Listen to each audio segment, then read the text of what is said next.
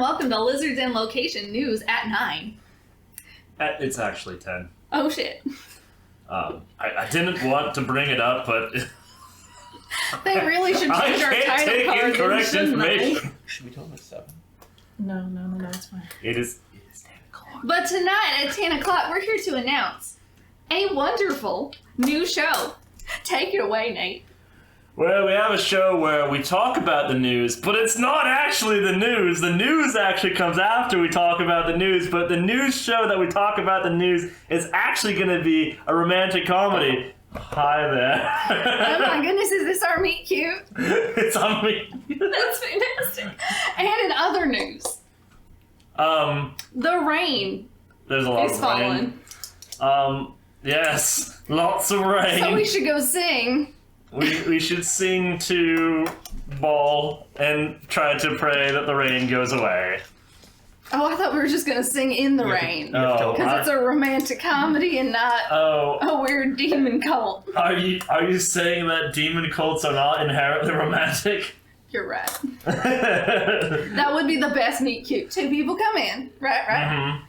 They've never met. Ever. Obviously. And one of them standing near the door, the other one comes in and hits. And you should look at that. Eye on the camera.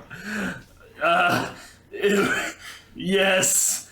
I'm so confused now. You're probably... So, this is very, very sudden. There was a lightning strike outside. And now... Sharpie. Keep dancing. You can't see it on the camera. And not live from Lizards and Locations, it's Session 0! Yeah! Check out our Twitter and our Instagram, Patreon, and Facebook for information that makes so much more sense. And mine.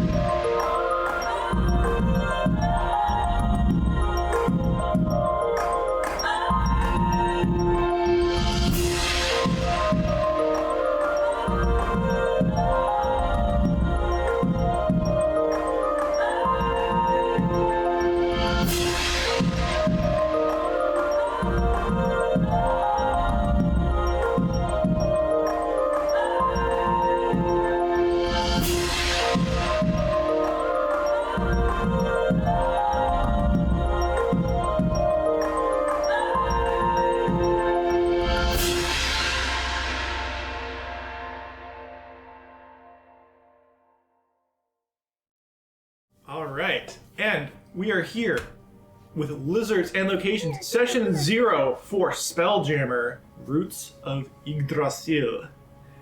This is, RoY, if you will. RoY is a thing you could say, yes. Please don't say it's RoY. It's not RoY. It's Roots of Yggdrasil. I came up with it. Just clever. Alright. Yeah, it's a beautiful name. Nah, I'm glad you like it. We're here to kind of get everybody situated. I'm gonna get around. I've already got some information from some of my players, but we're all gonna air out the laundry, so to speak. We're all gonna get each other a little bit more equated with each other, and we're going to see how I can weave their narratives together in a compelling way, and it's gonna be a lot of fun. I've decided starting this that we're going to go in a clockwise formation from myself, which, if you cannot tell, is to my left is John, who already has quite a bit of backstory ready for his character. Take it away, John. Alright, oi, big boy, thank you for calling me. I'm Hogarth Bramsey, Hoagie for short, to my friends and lovers. Lover, if you will. I'm a GIF, Barbarian, level 5. 5 for the campaign, correct? The campaign will be starting at level 5. I am, yeah, I should probably show you my character card. I'm 8'10", roughly 900 pounds, nothing too big. Purple like Thanos, eyes blue, typically seeing with my great sword with a basket hilt, square pommel, gun. It's a gun blade that we specially made for it. As far as some things you might want to know about me, my background, I have chosen the Wild Spacer background. Very popular background. Let's get that right. As far as some allies that I already have, I know my friend over here, to be named by me, Fithic. Good old pal, good old lover. Good old pal. This is already funny. I Suppose technically I'm older than you. served in an alliance called the Brotherhood of the Quarry. It's a mercenary guild. I've done my fair share of looting and Tootin'. not as much tooting. I like to cook though. Yeah. As far as enemies, I have already in my backstory. There's a group called the Order of Iron. I grew up in the Gift Town, small town, lower city, Rock of Brawl. Might have heard of it. The big thing I want to talk about is I grew up an orphan, raised by my uncle Rembrandt Bramsey. Great fella, asshole. The Bramsey family has had little success in the eyes of most of the multiverse, except for my great ancestor Thorgon Bramsey. You might know him from his Echelon stars. He's got 5 of them. Let's get that right. Great cook, great chef, great man. Might be a good lover, I don't know. He's also a guest professor. Sorry, wrong. Something wrong. Okay. Have you met him? No. Okay. So he's also a guest professor at Strixhaven University. Every now and then, probably heard of it. If you haven't, you've been living under a rock, just not Rock of Brawl. You should also know that he kicked me out at the age of 9. Yeah, because I was Steven. Oh yes. Who kicked you out? Rembrandt, my uncle, that was raising me. So I was out in the streets. Thieving was good. I was pretty good at it. Pretty dexterous for the hippo. A gif, if you will. Yeah. How difficult was it to be stealthy and dexterous when you are 8'9", you said? So at a young age, I wasn't that tall. So I was able to, for the most part, get away with thieving very good until I got bigger. Bigger equaled harder. You know the whole story about getting harder. And so from there, it just I had to change my talent to something else. I chose to focus more on the beating. Harder, the beating, it was better. With that being said, I also want to talk a little bit about that I love to cook. I actually have a recipe book from my great ancestor, Thorgon Bramsey. Probably heard of him in his 5 Echelon stars, just want to reiterate that. Some of his old recipes, making some of my own. It's a misjustice, though, to talk about me without talking about my pal over here, Fithic. Boy. So I don't know. I'm an elf, a very little elf. And my pronouns are any and all. My name is Fithic, and yeah, I've got a lot of the coloring from my mum and my dad. A little bit of white hair, starlight colored skin, and coal black eyes, just solidly black. I ran away. When you say color of starlight, what are you referring? What are you referring to? Because starlight is technically white, Yes. so it's white skin. Bright white, glowing. White skin. Every now and then it shifts a little bit to be more like the shade dark eye, like my mum. But my mum and dad, they divorced pretty quickly and raised me between the two of them. Pretty wealthy, yeah. So I grew up really, really privileged, and then they tried to sacrifice me. The both of them did. So I ran away, and I'm one of the lucky ones who managed to actually make it to Brawl and not be, you know, tossed off a ship for tagging along. Brawl's great. It wasn't great though. It was pretty shite. I was, you know, beat up a lot until I met this big guy, right? That's me, Bogoth Bramsey. Get that right. He's really good at protecting me, except when he dropped down to, you know, nothing. Well, every once in a while you lose a fight, but not often. And that's when the Raven Queen took a pity on me, I suppose, and gave me some powers. And And, you know, I don't really believe she's a god, because she's just a really powerful bitch, right? But, Damn yeah. Duskmaven. But, I took the power, because, you know, it's a good way to protect yourself and your loved ones. Oh. And so Hoagie and I have grown up together, and we fight together now. So, that's about it. I should mention too that I am parents, just because you should always know the family line. Father was the famous Bruno Leschi Brahmsy, mother Frida Brahmsy, brothers Jeffrey Brahmsy, Donatello Brahmsy, and of course Vermeer Brahmsy. Just want to make sure you all remember them. I've got, and I like, the fact that we have this kind of situated as a like game show asking questions thing is very funny to me. But, Thornton, let me ask you a couple questions before I get to your friend, and we'll kind of go from there. You said you were a barbarian, correct? Yeah. Where do you get your power? Where do you get your inspiration to fuel your anger, or however it is that you channel your particular skills? It's interesting. I've always been good at fighting with the size of my body. I'm naturally strong. He's good at other things with the size of his body. Let's get that right too.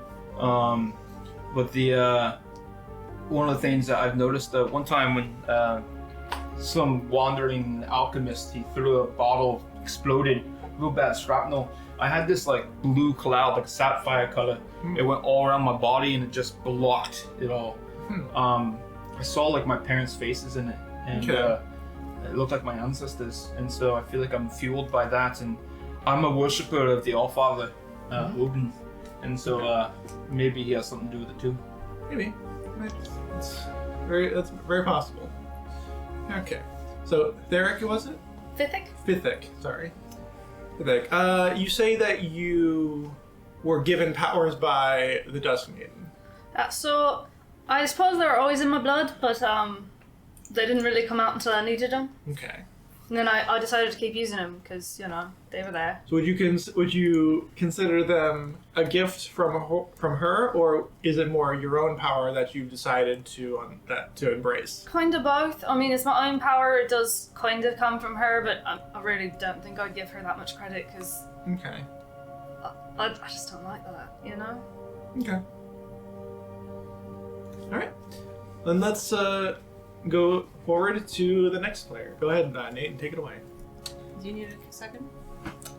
Well, mine isn't quite as fleshed out. I was kind of gonna let it be a little bit to the mercy of the rolls, which I find to be a little bit more chaotic and fun. Nate did say before the episode started that he wanted to do his life rolls, like life event rolls, on stream, which I think is a lot of fun. Fabulous. I mean, I have a base of what the character is going to do. So his name is Finn Dietrich. He's married to Raleigh Dietrich. We're sort of these... we're in the military currently, but there's been some, issues that we've had with the military. And so we're... Some tremors that have caused us to feel a little bit... Suspicious. A little bit suspicious, yep. And kind of disjointed from it, and we're doing the best we can with the system we have, but we're definitely feeling the pull Anarchy. and The dark side, like what? towards leaving the military and kind of doing our own form of justice and good. I have my loyal crew, of course, Raleigh being my second in command, but I have on board with me, and by on board I mean we've typically gone around on a ship and done operations and things like that. Military. I have Blaine Theory, Jay Hughes, and Dean Havoc on my crew. And they're my loyal men. That have been through me through thick and thin. You realize you're giving me so much ammunition with this. Oh, I was hoping I would be. Honestly, I'm giving you as much as possible, and even the mercy of these rolls is also trying to give you the most ammunition. Okay. Just full guns ablazing here. So, Just so you're aware. I mean, the only things I know for sure are, taking inspiration from RoY Mustang. He's an orphan. What? RoY Mustang? What? An orphan. And of course, he is driven by ambition. He's a very ambitious person, a bit manipulative. Very stern, very loyal, though. So, those are some of his character traits, and we'll see how that fleshes out on stream. Talk about your background and why you have a group.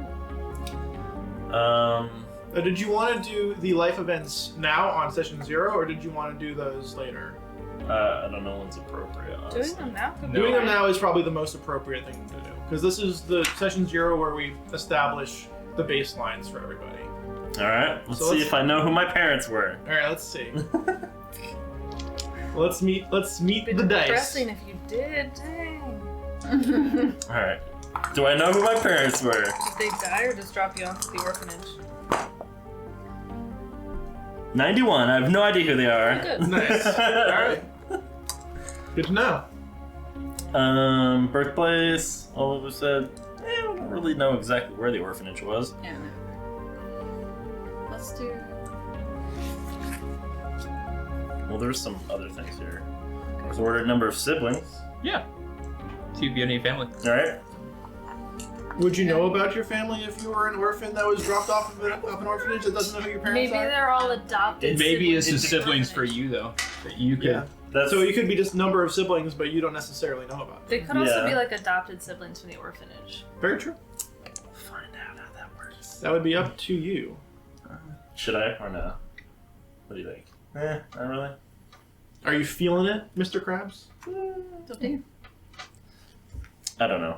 I just want those sweet roll a d100 and see your Your life marriages events? and stuff. Yeah. You can roll an actual D100 instead of the D10s. If you wanted to wait 3 years for it to Imagine- stop rolling. I bought one. I'm gonna do I don't know my childhood home because I don't know my parents, but I'm gonna roll for childhood memories. I'm gonna roll for some childhood memories and see if I get anything cursed. Nice. One can only hope. One can only hope I have trauma. Yeah, absolutely. Are you kidding me? Let's see. Well, yeah, 5. otherwise why would you Okay, be so I an have adventurer? 6. Others saw me being different or strange, and so I had few companions. Oh. What's weird about you? Well, you're an orc. Yeah, I'm an orc, so Okay. that's a start. I mean, that's a very important distinction that was not disclosed, I'm pretty sure. Oh, did I not mention I was an orc? No. I'm a full orc. Yeah, okay. Yeah. No half orc, full blown orc. Nice. Grew up in an orphanage. Race build. Or ancestry build. It looks like very attractive orc too, by the way. Oh, Oh, an yeah, he's incredibly handsome Yeah. orc, classically beautiful. Still an orc, but Yeah. so he is a little bit outcast, but very attractive. Never had one of those on stream. All right, let's roll for I guess some life events, eh? What has happened? Oh, actually, I said that in my character is a sorcerer. Well, I said that my character is RoY Mustang, but I didn't say how I've manifested my RoY Mustangness. No. So my character is a sorcerer, draconic bloodline. I felt like that was appropriate for the fire. And so he's got a natural affinity to the flame. He is going to get some cool items where he gets the magical little ignition gloves to snappy and create the fire.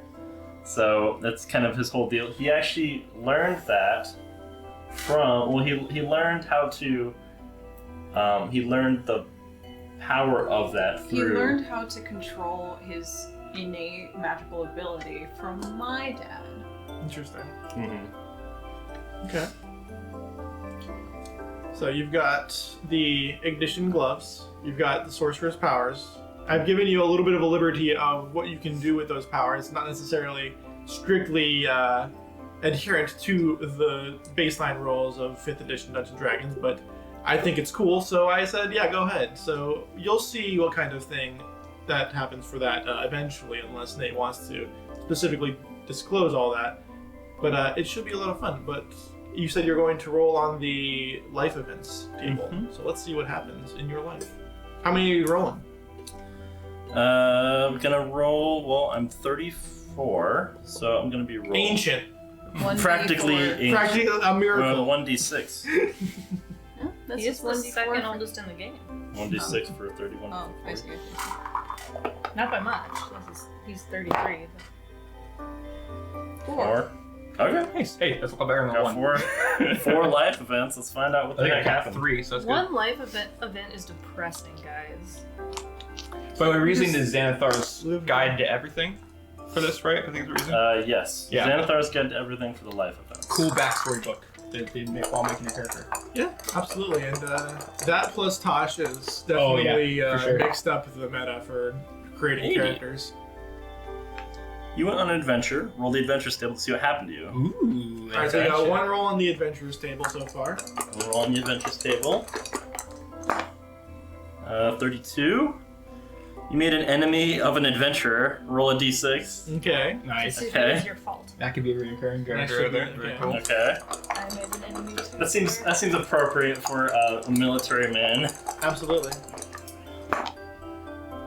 26. You fell in love or got married. Okay. Yes, that is true. This is very true. Hey! Dude, I love how the dice actually like create the story with you. Yeah. I was rolling my 3 life events and like I was like, oh shit, yes, and yes. That is true. That is what I said. That's 100. That's 100. Wow. Wow. Okay, that's Something a cool. truly strange happened to you. Roll on the weird stuff table. That's a fun one. Okay. Hey, wow. This is why you roll on strain. Now we get to learn some things. Yeah. Alright, so you have one for the adventurers table. Yep. Let's Toby roll. had that happen to him. Well, let's go in the order. So I'm gonna roll in the enemy adventurer. I'll roll a d6. The An adventurers. odd number indicates you are to blame for the rift, and an even indicates you are blameless. And then there's a supplemental table. So let's see. Even is blameless. Okay. Yeah, I'm blameless. For the rift between you and another adventurer. Okay. Okay. Interesting. So that's just how that works. So Okay. it sounds like they maybe crossed you. Yeah. It says I mean, you can roll for like. use the raise supplemental and stuff tables if and you work want. with your DM. I don't know where the supplemental tables are. There's There are a- a couple pages. Yeah, it's a couple page. Couple more pages. We'll work that out later. Don't Okay. worry about it. Yeah. We All right. just for now just know There's someone out there. someone's out there. Of course, I got married. You do the adventure like you did an adventure. Adventure table. When I'm You an didn't do the adventure, adventure table. where's the adventure table? Should be one of the first ones because it's Oh yeah, alphabet. okay. 2d1, 2d10. Let's see. 79. Always. You learned a No, great not deal during your 60. adventure. The next time you make an ability check or saving throw, you have advantage on that roll. Oh, so you have essentially an inspiration, a back. You have a banked inspiration. Okay. Interesting. Alright. Weird for a backstory roll, but Yeah, a little bit. Yeah, a little strange for and the next. next one is the weird. Yeah, something truly something strange. truly Yeah. strange has happened. So let's find out what that trually strange thing I want is. to say it's one of the Maybe last it's the Cult of tables. Ball. The weird stuff table. You had a Okay, meet it's a cute at the cult d12. Okay. Alright. Let's go with the ominous. The smoky D12 die. getting some love. Interesting. Yeah. Not just the great axe these days. 3. You were enslaved by a hag, a satyr, or some other being and lived in that creature's thrall for 1d6 years. Okay. Oh my god. 1d6. Oh god. That's cool. This is 1d6 for excellent. this. This is good shit right here. Alright. I have a d6 over here. That's 7 years. 2 years. 2 years. Okay. Very interesting. Very, remember? very interesting. Do you remember? That's a good question, because you might not if it's in the Feywild. I'm going to say he does remember, only because that makes the ensuing drama more interesting. Because if you don't remember, then like, what's the point of it happening? But did you tell Raleigh? Was it before you met your wife? Is the question. Probably. Okay. As if I would let that happen. Very true. I mean, just because you might have been the one that broke them out. That was your meet cute. Oh my god. You are level 5 adventurers. There have been things that you've experienced before now. Mm-hmm. You guys have maybe been around. Okay. Well, That's definitely a lot of interesting things for you to work with. Thank you, Nate. Now we move on to Mary, who seems to be chomping at the bit to roll her own tables. Yes! Okay, so I'm RoY Dietrich, I'm half drow, and I have taken 4 levels in Fighter, Arcane Archer, and 1 level in Rogue. I'm gonna go up to 5 levels in Rogue, and I'm gonna do Arcane Trickster. At this point, the Mary Special is taking 1 level in Rogue. Nate was calling me out. He's like, Mary, if you did the what classes have you played list, it would be Paladin, Fighter, Rogue, Barbarian. And I'm like, and? But RoY grew up with her human father. He's dead. Sad. You said it with a smile on your face. Did you not like your dad? So dead. No, he was kind of a piece of Okay. shit. It's fine. It's fine. I killed him. That's the reason he's dead. Did she? He was sitting on a toilet at a crossbow. I'm Tyrion Lannister. Yeah. Spoiler. I'll never tell. Okay. I will tell, but not right now. Fair enough. Her mom was a drow, but was not in the picture. I haven't decided if she was run off or if she died or what. So she's not culturally drow. She doesn't know about the spider cult or anything like that. Just heritage-wise. Heritage. Your mom or you? I don't. Okay. Your mom may. My mom probably, Okay. but never met her. Fair enough. At least not when I wasn't an infant. Right, go ahead. She is serious. She's based on Riza Hawkeye because... And she has a tendency to take things very, very seriously and be very blunt and to the point ruthless in a way. She gets what needs to be done, and she doesn't mince her words when she gets there. But she does have a soft side if you are lucky enough to see it. God damn it, John. Anyway, I'm gonna roll my own table Okay. because I wanna. How old are you? I decided I'm 5 years younger than Finn, so 29.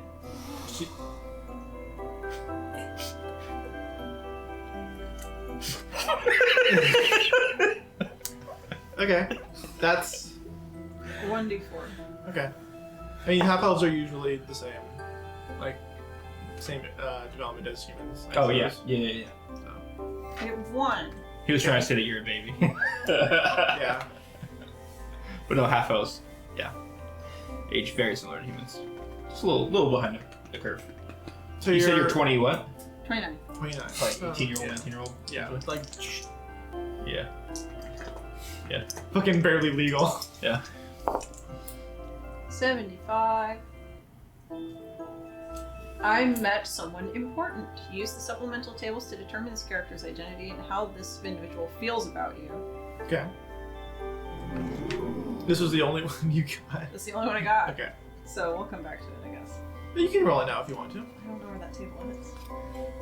What's me looking for, sorry? I met someone important. It's where all the people stuff are, the races and the classes and the backgrounds.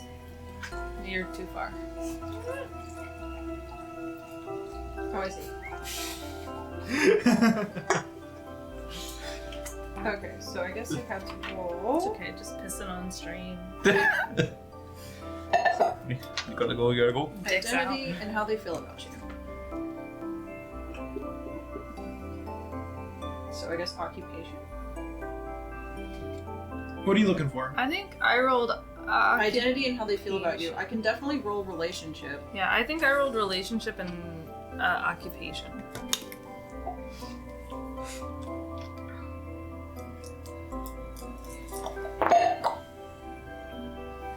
Five. So we're friendly. Okay. And what are they? Their occupation. Do you want to hand with Use these. Or you could just use the 100. It's never been rolled on stream. Do it. That's it. Here comes the first roll on stream of a D100. 11. How do you read that? An aristocrat. Okay. Okay. There's a friendly aristocrat at some point you have met. If you guys want to make that the thing, you can. I am not an aristocrat, that's for sure. Okay. That's fair enough. Well, I'm no longer an aristocrat. I grew up modest, dropped down to squalid, and now I'm poor. Wait, we have a beautiful little spot. It's essentially where Aladdin lived. I did struggle to read that word. It said Aladdin-esque, and I looked at it like 4 times before I realized what it was trying to tell me. I did put Aladdin. Yeah, I only knew what it was because we talked about it. So yes, I do recall that particular description.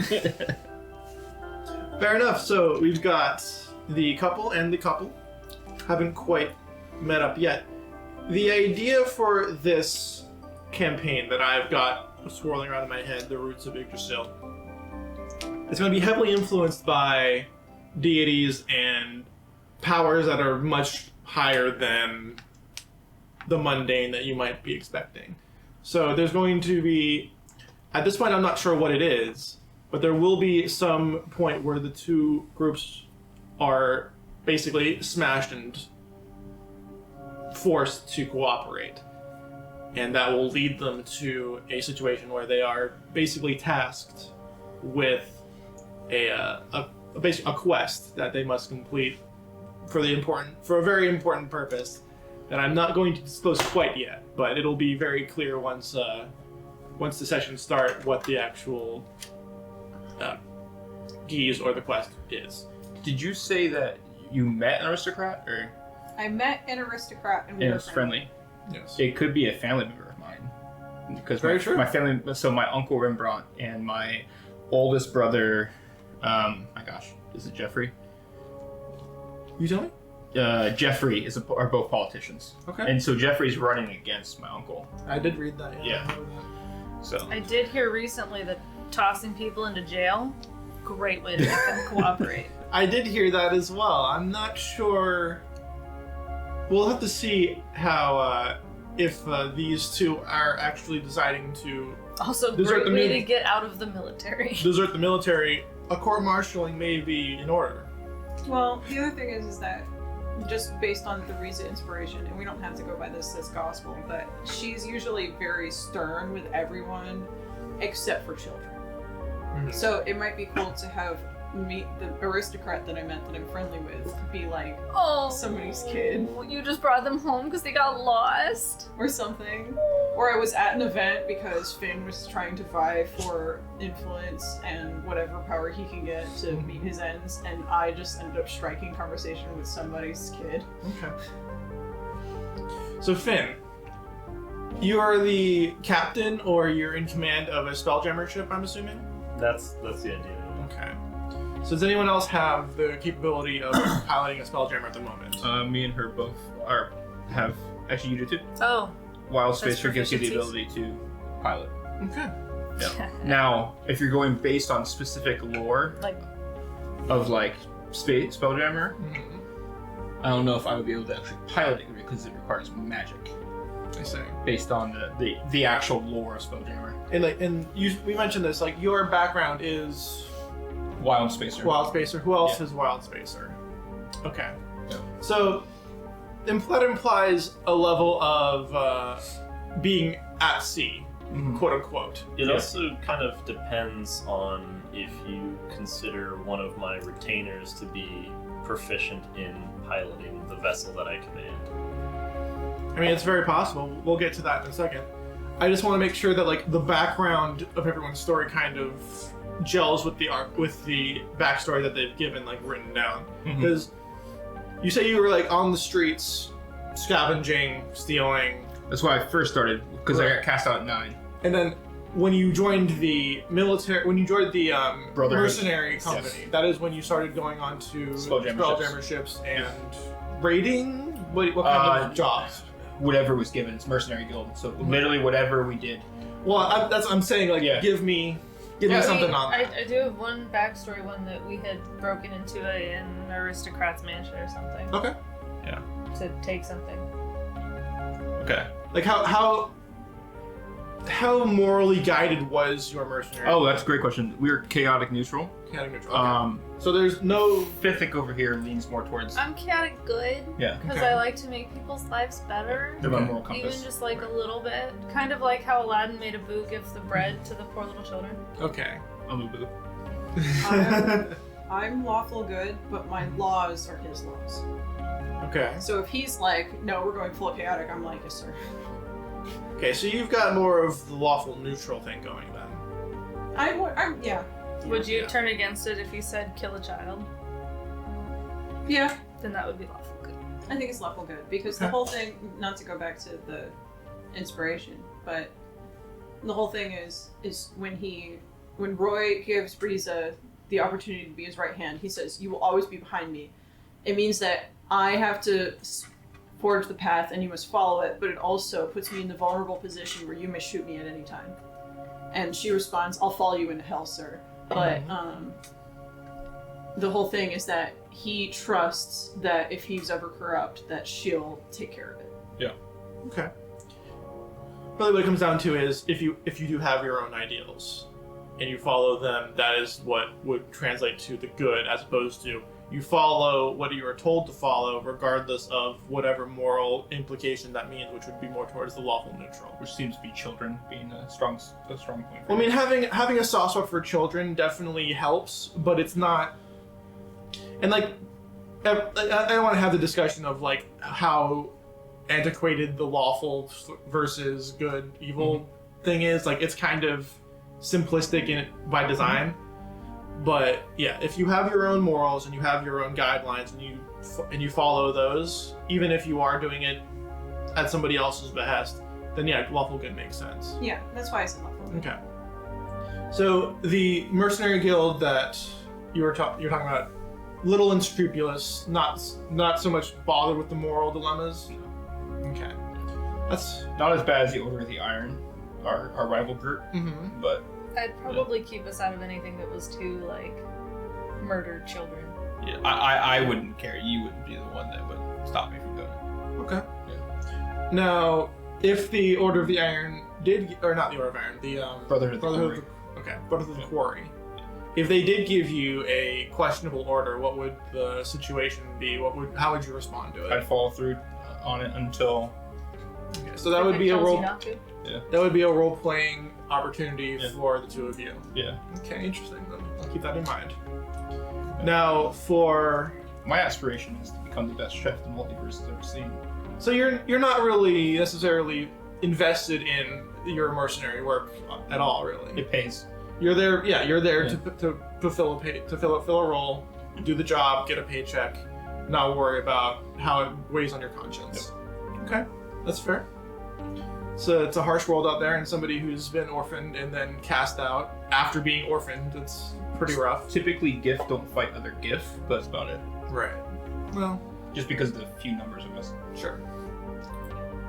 So, with the military situation between the two of you, who is your commanding officer? Who are you in the military for? What is the governing body that you were serving? Great question. I didn't know what governing body would be. We kind of left. We didn't want to like impose. That's fair, but that's why I'm asking you, because Yeah, this is the whole that- point of the session 0. Is I'm going to ask you a question. We're going to back and forth. We're going to see how I can, like, if you had a certain thing in mind, if you had a certain like governing body that acted a certain way that I could implement into the world. I can make my own. I could very much do that. If you don't want the responsibility of it, I understand. I'm just No, giving you. I'm- Growing quickly. Yeah, I'm thinking like so like usually when I come to the sessions, I'm like, when we're first starting, I kind of have like developed this whole thing, and I'm like, okay, I got all this stuff. But this is the first time where I'm just like, I'm leaving a lot of this to the mercy of like how you want to flavor it, and then like see how that develops with the world. Okay. I mean, my drives are just that, becoming a little bit jaded from the military that we're serving, I'm What about the military has jaded you? Like, what have they done that's garnered your disenfranchisement? So they've made me do questionable things that have caused me to have trauma, and so that trauma has now led me to be like, all right, you know, the only way to fix it is to be at the top. Like, you have to be at the top. We fought a battle, and they told us that it was because they started it, and there were some casualties involved. But there's something not right. And if they're lying about why it started, then the whole battle is really in bad taste, and there's something just not adding up. Okay, so I know the storyline of Roy Mustang. I know the motivations of Roy Mustang, and I understand that's where you're basing this character off of, and I'm all there for it. Love Roy Mustang, one of my favorite characters in anime. Period. This is, like, the most likely scenario here is that you and the military are split.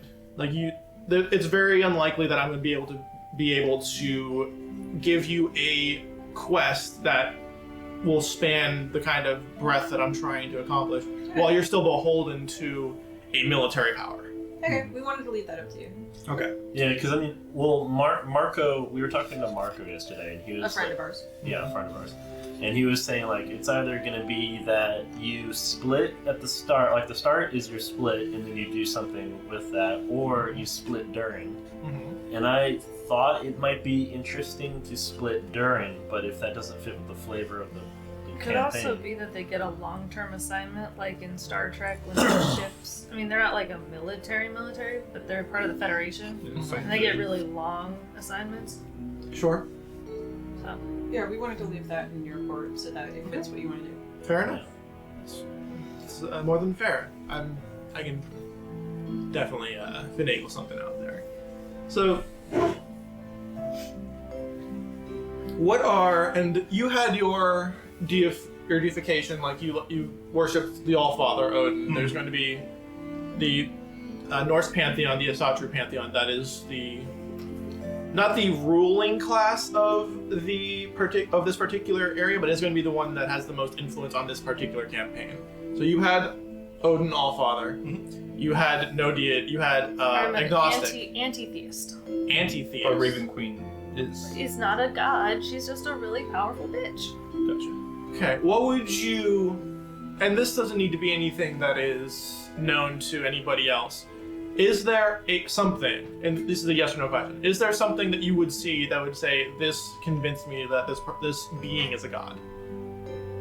Probably not. Probably not. Okay, that's fair enough. Lots of trauma involved. Sure, that's fine. Now, similar question to the two of you. Do you guys have any deific leanings? Do you guys have any religious leanings at all? Do you guys recognize a deity? Probably, just because of I have so terrible at telling everyone in my class. Part sorcerer, part paladin. Started paladin, became sorcerer. Sorkadin. Sorkadin. So probably, I'm an oath of vengeance. I'll be an oath of vengeance, not currently. So it's, I don't know who that would fit best with in the Norse mythology. You can look up the Norse mythology at some other point. Here's another question. You said you want to be a oath of vengeance. What is the vengeance that you seek? The vengeance that I seek probably relates to the trauma from the... Okay. So is it like a vengeance against the higher-ups that forced you to do that kind of thing? Is that's like your driving force to try and rise in the ranks? I think so. It's like rise in the ranks or acquire more power to be in a position to give correct commands that are not detrimental to life and welfare. And what about you? What's your deific status, if any? Well, my dad was very weird about things like that. He wasn't really right in the head, would ramble on about things, different deities all the time, and I'm disenchanted, not anti-theistic, but definitely indifferent. Okay. I don't think that the gods don't exist. I don't think there's anything wrong with worship. Mm-hmm. I just personally have faith in my eyes, my bow, myself. Gotcha. So you've got kind of the agnostics situation going on. We're like, yeah, someone's probably doing something, but it's not necessarily my concern at the moment. I think there are things doing things because, in this realm it's a little bit more on the nose. Things make themselves very known. Yes. But I will say right off the bat, there are plenty of instances where various things from Norse mythology have made themselves known. Like, the roots of Yggdrasil are not Yggdrasil as a concept is not unknown to most people. The world tree, how it connects realms to each other. Basically, the idea of spelljamming, the idea of traveling from plane to plane, is traversing the world tree. Yeah. So the purpose of spelljamming to this particular campaign is that said traversal of the world tree, how everything interconnects, how Yggdrasil, if one plane is suffering, it goes along the bow that affects everything else.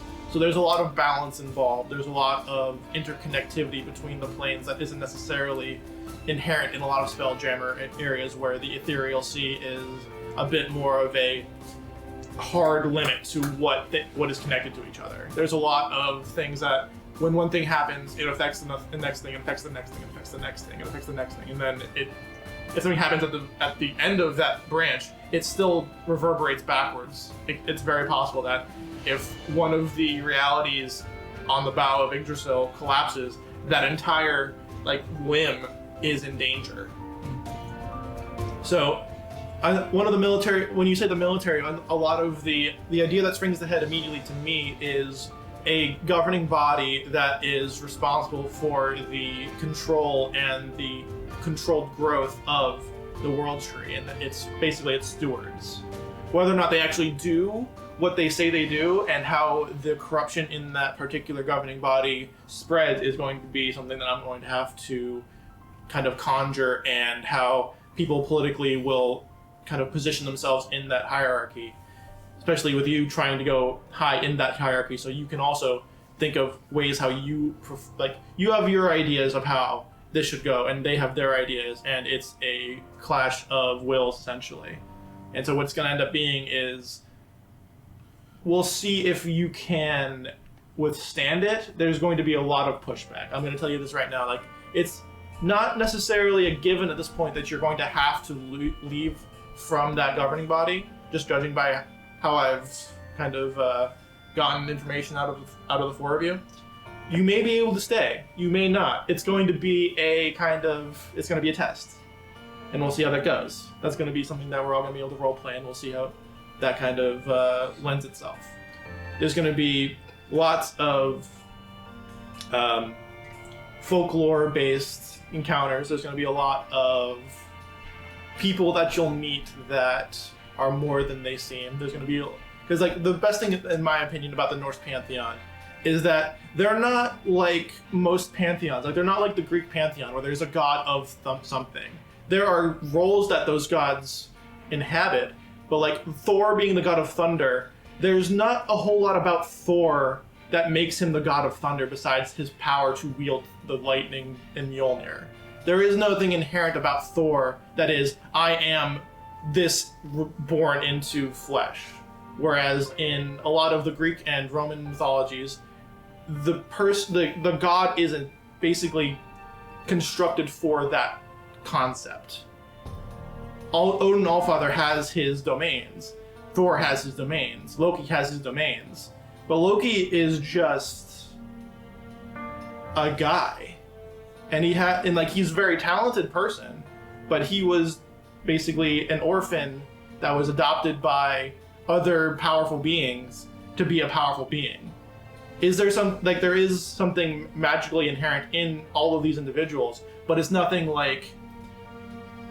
basic or inherent to the universe. They are just ascended beings. Mm-hmm. And I think that's really interesting because that makes them people. And a lot like how your character interprets these people. Is the Raven Queen a god? Is Thor a god? Is Odin a god? Is Yggdrasil a god? What is a god? There's a lot of interesting questions that can be explored and not even necessarily answered, just interpreted.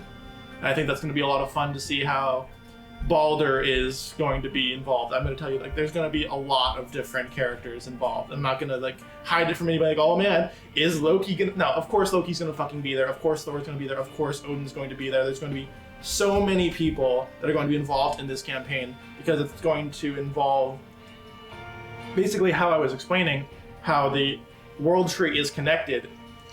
It's going to involve that kind of plot line. How are all these things connected? How does the world tree work?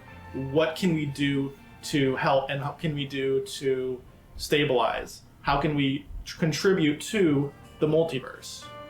I think it's gonna be a lot of fun. And I don't want to give anything else away. I think that was quite a bit of information, a lot of teasing, a lot of. Could we maybe do some round table questions to you so we have a better... Absolutely. I was hoping you would say that. So yeah, any questions you have, please let me know. I'll go for one of my first questions is, are we dealing with any type of theocratic society where a religion is essentially the ruling governing bodies? Or are we dealing more with heroes in that sense? They're not really governing their... It's not a theocratic society in which, like, not what that you would think of how Christianity became a theocratic kind of, the leader is established by God or Odin.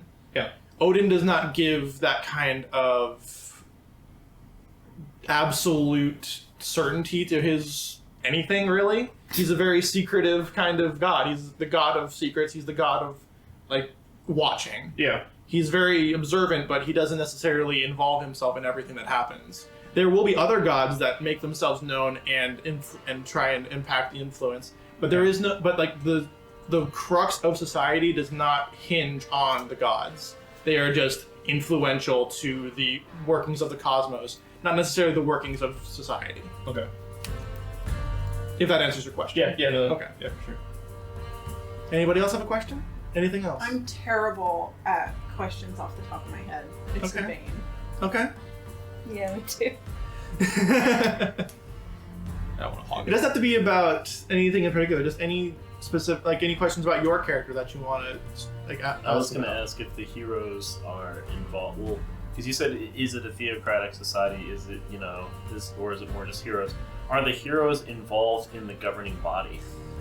There are plenty of people that you would know as heroes, like people who have. Pantheon-esque. Right, people who have gone out, or even people in the Pantheon, like if somebody saw Baldur, if somebody saw any, like, name a freaking god from the Norse Pantheon, it's not necessarily given that everyone would know who they are.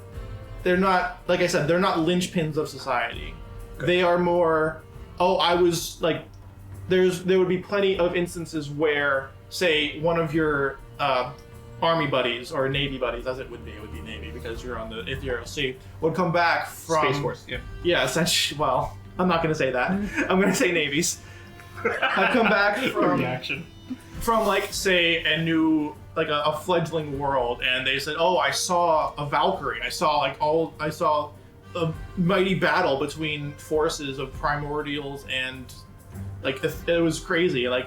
And we saw this person, we saw that, and we saw this, and we saw that, and we saw freaking Fenrir, the wolf that eats the fucking sky. Like, it's crazy. Like, there's plenty of situations where that has happened.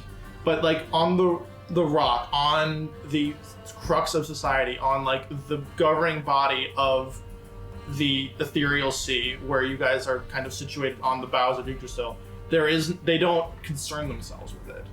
It's kind of like the Norse Pantheon in the original Asatru, like, they didn't really do much in terms of, like, affecting society. They had their own stories. They had their own things that they were doing. They had their creation. They had their interconnected, like, stories, and then they had, like, prophecies of their end. That's kind of the situation that they find themselves in. They are removed from the overarching existence in order to be its wardens. It's like how in original Dungeons & Dragons, like, the deities besides like a very few specific campaigns, are not involved. They're not on Earth / tutorial / the only one that I can think of where gods are directly influenced is Kryn from Dragonlance. And they had their own fucking shit that they had to deal with in that situation where they were directly involved in that. And like, it's not like that. It's definitely, even here in the bowels of Yggdrasil on the ethereal sea where you're connected to the multiverse, they are further removed than that. So yeah, there's times where you will find them. There are times where you will interact with them. They are not going to be an everyday occurrence, though. They're going to be, because you are doing a specific thing for a specific reason, they are directly interested and involved in what you're doing.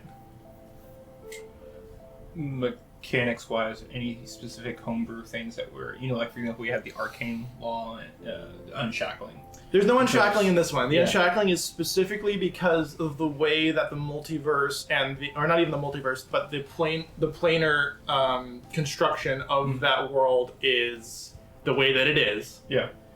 That's what's, and like I don't mind telling you this because it's kind of clear as to what the idea of that whole thing is. The reason why that's happening is because something has gone wrong. Yeah. Nothing is going necessarily wrong in this situation. Everything is kind of stable from a multiverse situation. And even if there was a world where you would go to where the unshackling would be a thing, it would only be temporary because that's a localized problem from that material plane. As far as crits and stuff like that, the typical day-to-day mechanic stuff that we're running with, how we're running criticals and stuff like I'm that. going to stick with the 4th edition critical roll that I do, where it's the maximum amount of damage plus whatever you roll. Okay. All right. I'm trying to think if there's any other mechanic ones that we need to know. Flanking, same. Line of sight, flanking. Line of sight flanking. Okay. I just think that's the easiest way to go about it. Yeah. If you include flanking at all, then it has to be reined in a little bit because flanking is just. It was good back when there was a mathematical formula for flanking, and now that everything is you either have advantage or not, flanking becomes extraordinarily powerful. Yeah. So. Are you doing harvesting at all? Or are you Sure, we'll do harvesting. We'll definitely do all the DM's Guild stuff that we've been doing that I need to admittedly read up on and get my own copies of so I can review them because there's so much stuff and I just haven't done it because I'm lazy. I don't know, I'm sorry. But yeah, no, harvesting is going to be a lot of fun. There's going to be a lot of Arcana style ones. Okay. So if you need to redo your skills, I would understand. There's not going to be a whole lot of nature checks because just the nature of what you're going to be working with is going to be arcane religious, essentially. It's gonna. Well, I mean, because I've seen the thing that you're talking about, like the chart that says, oh yeah, this kind of creature needs an Arcana check. This type of creature needs a nature check. This kind of creature. You're not going to be dealing with a lot of like, this is a moose. Like it's not. No. Yeah. You're not going to find a lot of natural animals. You're going to find a lot of creatures created from either memories or some kind of will that has possessed some of the ambient energy of the Aether Sea and manifested itself. Not necessarily in an unnatural way, but just in a way that's not part of like a material plane style nature. It's going to be like, oh, some friggin' arch-switch 2,000 years ago still has malice about how he was betrayed, and therefore the thought that he had one day kind of goes through the Aether Sea and forms a shark that preys upon just anything that it can find because that's just how it manifested. Cool. I think the last thing I have is more of just so I can get the right role-playing mindset is as far as lore that our characters would be familiar with. Are we familiar with Norse Pantheon and Yggdrasil? Are we familiar with is there a predominant society culture that we would be more familiar with? Like, for example, obviously we're familiar with Spelljammers, right? We've been around them and stuff, versus something like in Tutorial where you're probably not as familiar with Right. Is there a cultural narrative or, I guess, honestly, just prevailing culture that sticks out that you could kind of compare it to beside, or is it just Norse Pantheon, it is the thing? Based on what you said about like Navy people telling stories and people seeing things, I imagine I've heard a million. Yes. So I'm familiar, even if it's not my culture, that this is a thing and it's there. Yes. The culture at large, again, is aware of the construction and I'm struggling for a word now. The infrastructure of Yggdrasil. Okay. How and only in the most like rudimentary and necessary sense. Okay. Like the reason they know about Yggdrasil is because they know when you map the seas, when you map out all of these locations, Yeah. it's very clearly like a branching type of situation. And that's the term, the world tree, the tree of worlds. Yggdrasil is like that's the whole thing, and like wherever a plane or a universe exists on that particular plane, like it's not so much like, and I have the thought process like because at the end of Thor they show the world tree in the spatial type of situation, but it looks like a literal tree. Yeah. It's not a literal tree. But it's the closest you could possibly get from like one. Yeah. Like think of like a constellation of a tree, and that is what it represents. It's a world tree that acts connected. That you can think of like as a constellation, but like it is a concrete form of constellation. Like you know how like when you see a constellation, somebody like draws lines to it. There are physical connective. There's essentially this ethereal force that is connecting these ley lines. Exactly. Probably looks a lot like a tree in the same way that branches growing on, like little twigs growing off of branches resemble the way that your veins branch off of your arteries and your capillaries. The rooting feel to it. Like there's a path of least resistance that occurs that creates a pathway because nature, more than anything, is capable of finding that quickest way to a thing. Yeah. Absolutely, and there are forces at work to kind of curtail and form these rivers, these seas, these channels that go towards a new, destination and a new world that forms, and then that world continues to grow, and then when that world comes to fruition, it's the access energy that is created forms another path towards another reality that is formed, and it continues and goes on and on and on. And there are situations where, even same as a real tree, where something grows and it doesn't work and it fails, and there can be a backlash to that where it goes back and affects another world that has more or less been completed but is now in danger. Okay. So and the danger is not explicit. Like you don't necessarily. I'm not going to say. And this is exactly what happens. Like there's never a set a Ragnarok that happens, which is what they would call the end of a world. Like a Ragnarok of the world tree is basically one of the trees dying, one of the limbs dying. And okay, gotcha. That makes sense. Yeah, I think that answers my question. So. Anyone else have a question? Can we roll yet? That's a great question. We have already rolled, but I think at that it is a good time to end our session 0. Hopefully everyone's got a pretty good idea of what the expectations are for this particular campaign. I hope everybody watching is excited to see it, because I'm really excited to tell it. I think it's going to be a lot of fun. I think the Norse Pantheon is the perfect kind of supporting cast to this kind of spacefaring, kind of swashbuckling, maybe a little bit, depending on how you guys want to roleplay it. There's going to be a lot of different opportunities for you guys to do some interesting things and really explore the characters that you guys have created, so I'm excited. Very cool. All right, but besides that, check us out on Twitter, check us out on Instagram, check us out on Patreon. What else we got? And YouTube. Facebook. And YouTube, of course. But you're already there, so, you can check out our Twitch, but there's nothing on it. But if you subscribe, then it'll get closer to us actually posting things on it. I have heard from somewhat reliable sources that clicking the subscribe button on YouTube is free. That's true. And you get a shout out, so not only is it free, you get something for it. I use it too. It's like negative money to you. When something comes out, I do the notify me button. Because It'll- I am that person that always forgets when a sports game turns on, like when something turns on. So I do the notify me ahead of time, like, a oh, little is it- bell, yeah. Yeah, and so it just pops up. Hey, by the way, and it literally clicks the tab and it brings up the episode. Very nice. So if you want to see us live, and by live I mean when this recording comes out, there will be people. It's I'm not sure. recorded, but we're there to There's talk always at to least you one of live. us. There is always at least one of us there at the premiere to answer questions or just chat about what's being shown on screen. Or make memes. Yeah, Or make. that was my brother last night. I was Yeah. joining in. All right. Well, besides that, I think that's everything. Unless somebody has any announcements to make. I don't think anyone does, though. I think this was. The announcement is that we love all of you, and honestly, you should like contact us because we'll talk to you back because we like to talk to people. Talk to us, Please talk. please. Can we roll yet? Lies. Oh, I rolled really good. 2-1. I got 16. I beat you. 17. a 2. 2. 16. 16. Tiebreak. 17. You guys tied. Roll again. There is no ties. This ain't soccer. Oh, 9. 13. Alright.